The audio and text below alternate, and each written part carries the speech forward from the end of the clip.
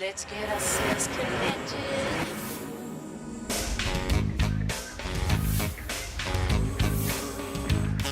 Let's get ourselves connected. Honey, let's do it right. Let's get ourselves connected. Connect with you, alright. Let's get ourselves connected. Gotta get yourself connected. Well, we've got lots to talk about on today's Get Connected. We're answering viewer questions. For example, we're going to take a look later in the show at somebody's iTunes library and how mucked up it is inside.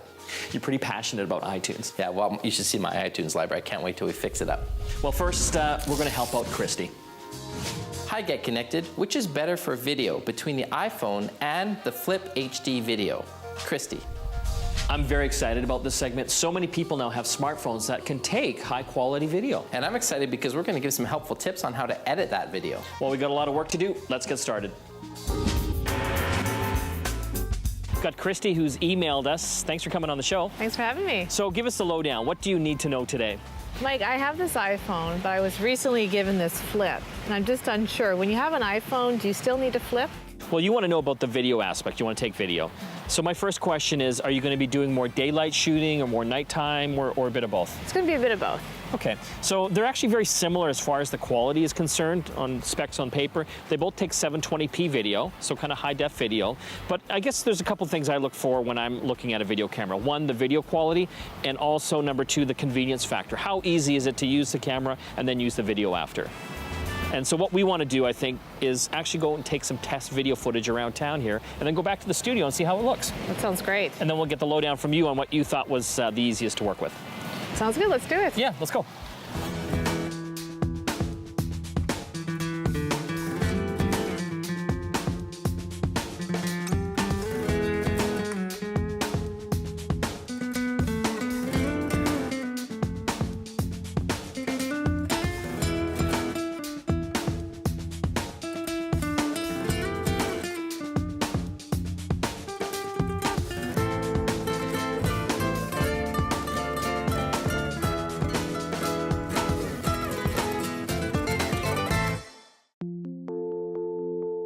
Well, I think we've got some really good video footage to check out. Before we check it out, though, we've got the Flip and the iPhone video here. What were some of your initial impressions in using both of them? One thing I did notice, Mike, with the iPhone is that you can't zoom, but you can zoom with that one. You can, but it's only a 2x digital zoom. And, you know, in the world of zoom, optical zoom is the best. Digital zoom's kind of okay. And with only a 2x zoom, it's not like a big feature, really, in the big scheme of things. So something else you did mention when you're outside to me is the actual screen size as well. You like the bigger screen. Yeah, I do like the bigger screen. To me, you can kind of see more of what you're covering. It made it easier for me to focus on things, and I just found the whole picture quality a little bit more clearer on this one. So another feature that I think is important is how you get the video into a computer or onto a screen itself. The Flip video, you can get an optional HDMI cable, a mini HDMI cable, to plug it directly into a TV to check out. With the iPhone, you can use the AirPlay feature, but you have to use that in conjunction with an Apple TV, which is another $100 to $130, and that would actually stream the video wirelessly to your television to check out, which is kind of cool. That is very cool. And as far as getting the video into the laptop or the desktop computer, with the iPhone, you've got to use the traditional iPhone cable, so not a big deal. You're probably already used to using that to charge and also sync up your files. With the Flip video, I kind of like this. It's got the little USB connector that pops out. And it's got a much more elegant interface when you plug it in. So let's just check that out here quickly. This is kind of nice because all the software is built right into the camera, so no matter what computer, PC or Mac that you plug it into, it'll automatically bring up this menu where you can check out all the video. You can also do editing inside of this particular window. You can also share it too, whether that's on Facebook, Twitter, or even YouTube for that matter. The nice thing with the iPhone is you can actually do a lot of that right on the iPhone itself. So if you wanted to send out something to Facebook right away, you could do that through the Wi-Fi or the 3G connection that you have. So we're going to play one of the Flip videos first.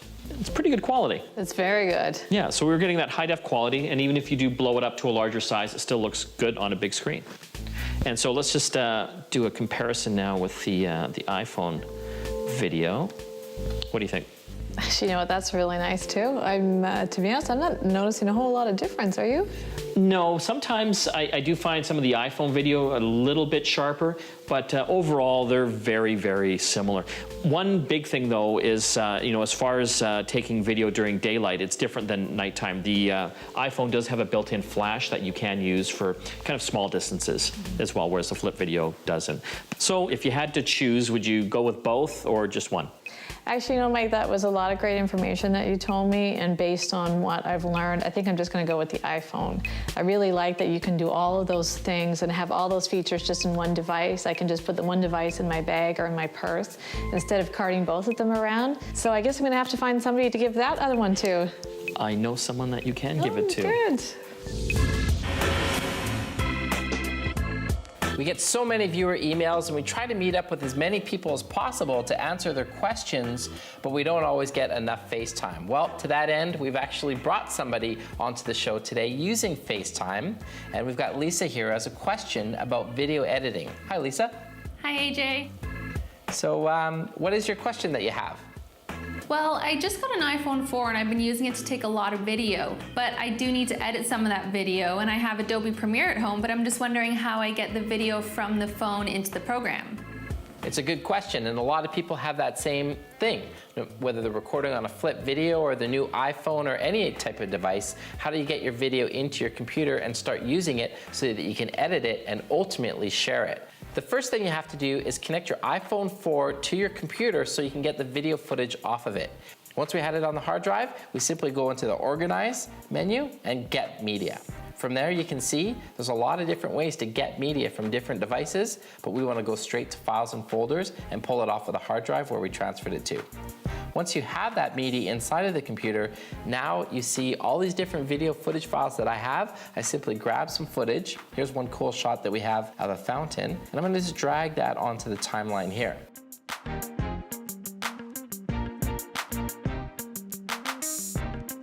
Lisa, this is where the fun starts to happen. This is where you start to put your creative juices to work. Because now that you've got the video down on our editing tracks here, there's a number of different things we can do.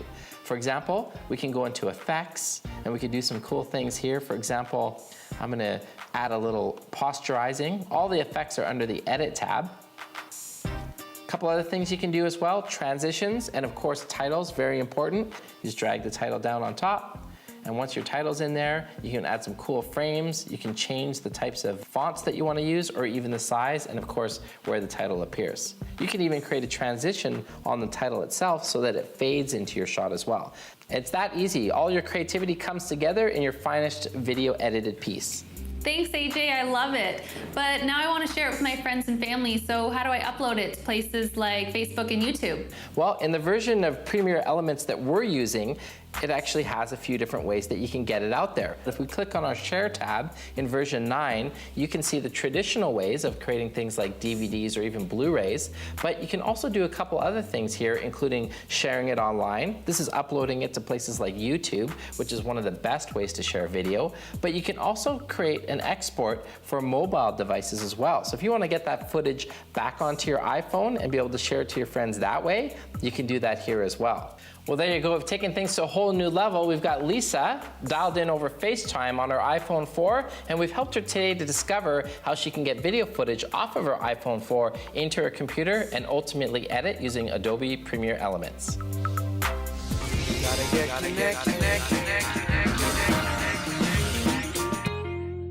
Well, I have to say I have a love-hate relationship with iTunes. Unfortunately, it's kind of the only game in town when it comes to really syncing up your music and media files with your iPad or iPod, iPhone universe. A lot of times when you have your music collection, if you're like me, you have a lot of songs that are mislabeled. Everything from not having the track name to missing cover art to unknown artists. And that's basically because the song itself has what's called a metadata tag to it that has all that information, and it's missing those components. Well, what you want to do is clean that up. One program I came across that helps you do that is one called TuneUp. They've got a few different versions. A free version that gives you X number of cleanups and missing cover art follow-ups, right to a subscription base that allows you unlimited number of times that you can use it. You can see here, clean your mislabeled music, and it'll automatically go through my entire catalog of music and fix it all up so I don't have any of that mislabeled song or artist information. Taking that a step further, if you're missing cover art, you can then go to find your missing cover art. Presto Kazinga, it automatically goes in and finds it all for me. So very easy to access and really take advantage of cleaning up your iTunes library. Another issue that I have is that I do have many duplicate songs, and that's a pretty easy thing to actually go in and fix. You gotta be careful though with duplicate songs sometimes. It might be the same song name, but it might be from a different artist, or maybe it's a different version of that same song. Maybe it's a live version as opposed to a studio version, so you wanna be careful. But right inside of iTunes itself, you can go into the file menu here and display duplicates, and by simply clicking that, it'll automatically go through your library and show you all the duplicate songs. From there, you can go in and listen to them to make sure that they are truly duplicates and then delete them yourself. Another neat feature that I use a lot, I've got a large music collection, is what's called the Smart Playlist. Go up to the File menu, click on New Smart Playlist, and this gives you a whole bunch of very powerful filtering tools to make that new super playlist that you've been dreaming of. So for example, I can go in and select Artist, Contains, well, let's say ABBA. But I can also add other criteria here as well. It's everything from the album artist to the composer, beats per minute. Maybe you want an upbeat playlist or a downbeat playlist. You can select that and it'll go through and find all the songs that have that. Once you've done that, you simply just hit OK and it automatically creates that playlist for you. So again, a great way to filter those results and make those playlists creations a lot easier. So for many of us, we are stuck with iTunes. You know, don't get me wrong, it is a very powerful program, but these are some great tools and ideas to help clean up your library and make those playlist creations a lot easier. Be sure to visit GetConnectedMedia.com for videos, reviews, contests, and much more. It's really interesting how music has changed, or the music industry for that matter, has changed over the past 10 years. We used to go into the stores to buy our CDs. Many people still do, but many more are downloading them through places like iTunes or kind of pirating them as well. Well, I think the future is in subscription-based music. So for less than the price of a CD, which is anywhere from $10 to $20 typically, you can kind of tie into these free or paid subscription music sites where you can have access to thousands and thousands of songs, even if you don't have them on your hard drive. A very popular one is Grooveshark, and this is kind of cool. I can access the community and see what they're listening to, and this is really great to inspire your music taste. You can see what songs you like and find similar people and check out what they're listening to as well to find additional music for your collection. So I can type in here an artist I like, Simple Minds, hit enter, and here basically is all the songs that are available up on Grooveshark for me to listen to. Every Simple Minds song I could ever possibly imagine. What's kind of neat though is I can go to the playlists, and these are playlists that the community have put together with Simple Minds songs.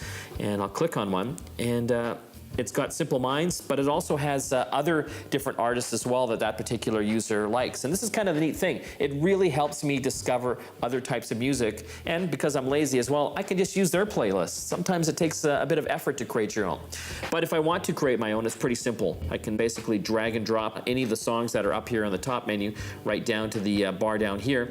And this is creating my playlist. And from here, there's all sorts of options. Over on the left-hand side, I click on My Music, and that is where I have all the artists that I'm listening to. And so other people obviously can follow me as well. You've got that community aspect, so as I'm going through here and I like particular songs, I can say that, and if I choose to do so, I can have that published to my Facebook account or Twitter as well. So it's kind of a neat concept, and it's so easy to access all these different types of music from your desktop or your laptop. So the next one I want to have a look at is called Rdio. It's a $5 a month subscription service, but you get access to thousands and thousands of songs. You can select some of the more popular albums and singles right off the front page, or you can even do a search as well. I'm a big U2 fan, so for example, I'll type in U2, and within seconds here, it'll automatically give me all the different findings. So I can go in here, so U2 18, the singles, the deluxe version, can hit the plus sign, and that basically adds it to my collection. And that's the idea. you start adding all these songs and artists and albums to your collection, and from there you can start creating playlists. What I like, again, is that community aspect. I can start adding my friends through Facebook or Twitter, or I can even go and hit the people to follow. There's all sorts of new people here, like the influencers, suggested users, top listeners, and these guys have thousands of songs that they're listening to and playlists. And that's the nice thing. That's how you discover new music. You check out what other people are listening to. It's kind of fun. Taking that a step further, they do have a mobile app. It's available on the iPhone, Android, and even BlackBerry. It allows me to access my audio collection and playlists while I'm on the go. And what's really cool is that you can even sync your favorite collections and playlists right to the phone itself. So if you go offline, meaning like on an airplane where there's no data or Wi-Fi connections, you can still listen to your music. Again, this one's called Rdio. You'll also want to check out Grooveshark. Definitely the way music and subscription services are going, I think you'll want to check them out.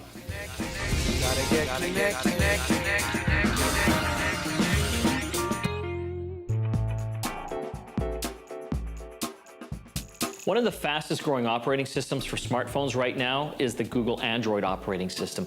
And the simple reason why is that many manufacturers are using it. Everyone from Motorola, LG to Samsung. This is the latest from Samsung. It's part of their Galaxy line of phones. And they actually make a different Galaxy phone for the different carriers.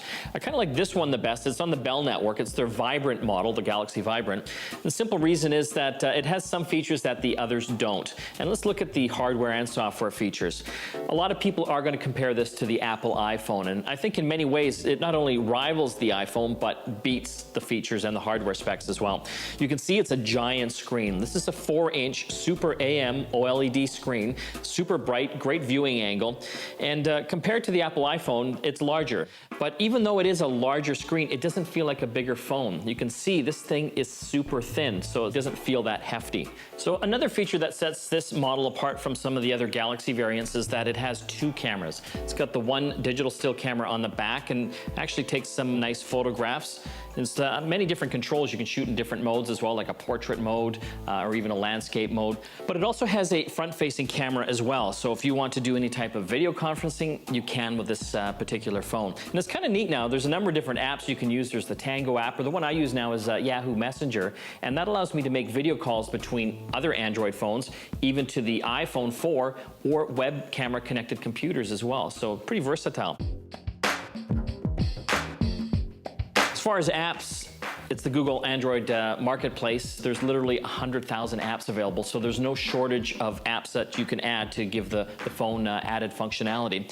The one feature that I do like with this particular phone is the mobile AP setting, and you got to check this out. If, for example, you're out and about, you've got a laptop, maybe even an iPad as well, and you want to be internet connected, you can turn the phone into a wireless hotspot or a Wi-Fi hotspot. And it's simple as going into the settings. You go to the wireless and network setting here and into mobile AP. AP stands for access point. I just simply hit the little check mark there.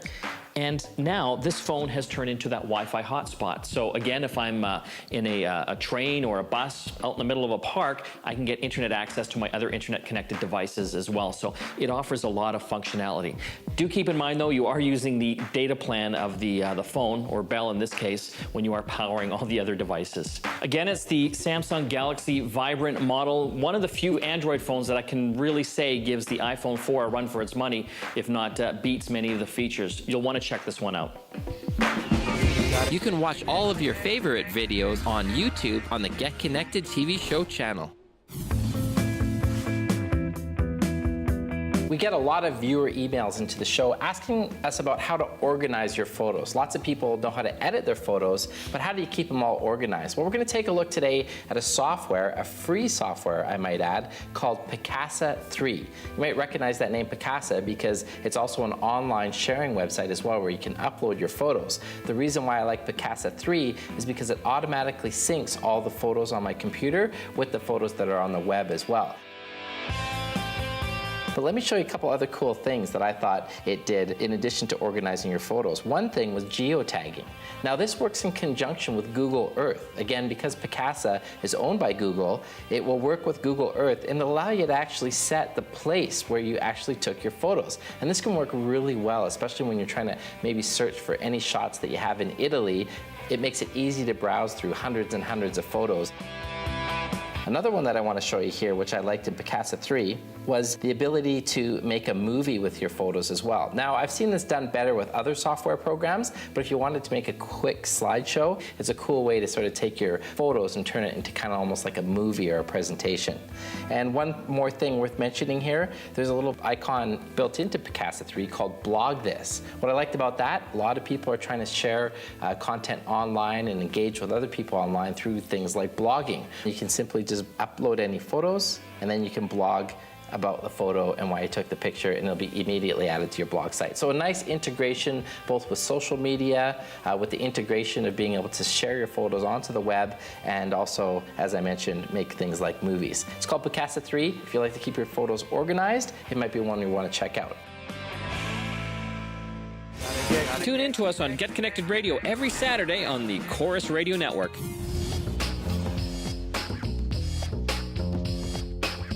One of the reasons they call them point and shoot is because you're simply supposed to point and shoot. The camera takes care of all the rest. But we get a lot of people emailing us and say, hey, I'm interested in photography. Can I start to fool around with some of the settings? Well, we're going to show you that inside many of these cameras, for example, this Lumix camera we're looking at today from Panasonic, you do have control over some of those features. The first one I want to show you, if you take a look here, we can go to manual exposure. We can set up our own program mode. But what I'm going to do is control my aperture. And I'll show you what we're going to do. We're going to set up my photo here first. And here it's got me set at an f4. What I want to do is I want to change that number down past 2.8, all the way down to 2.2. That's the most that this lens will give me in this particular camera. But from here, what I've actually done is I've really created a shallow depth of field. What that's going to do is it's going to give me a nice clear picture of the candle, but distort the background of everything that's behind me. And then you're going to get a really cool and creative shot. I'm just going to get ready to take this here, and I'll show you what I mean. And as you can see here, my candle is in perfect clarity. The flame looks fantastic. Everything in the background somewhat blurred out. Now, if you were in regular point and shoot mode, you wouldn't get quite that dramatic effect as I did by opening up that aperture. The next thing I thought I'd show you with your camera tips is how you can control your flash. And I don't mean forcing it off or forcing it on. A lot of people know that they can do that with their camera. What I'm talking about is controlling the actual brightness of your flash so that you can control the exposure of your subject. I'll show you what I mean. Here we have our candle again. We've got a nice burning flame. What we want to do is take a picture of it, but when we set our flash, we don't want our flash to overexpose the candle flame because we want that to be the main focus of our shot. So what I'm going to do is I'm going to set up my camera. I'm going to go into my flash setting. Not all point and shoots allow you to do this, but this Lumix does. And I'm going to slide the flash setting down, take my picture, and there we go. It's filled in light everywhere I want it, but it hasn't overexposed the flame. Just a couple ideas of some things you can try with your point and shoot camera if you want to get out of the normal point and shoot and try some of the manual settings. Well, on the next episode, we're going to amp up your business, make it more productive. We're going to have a look at the latest in business card scanning. And we're going to have a look at a conferencing system from Polycom that is really going to blow your mind. All that and a whole lot more coming up on the next Get Connected.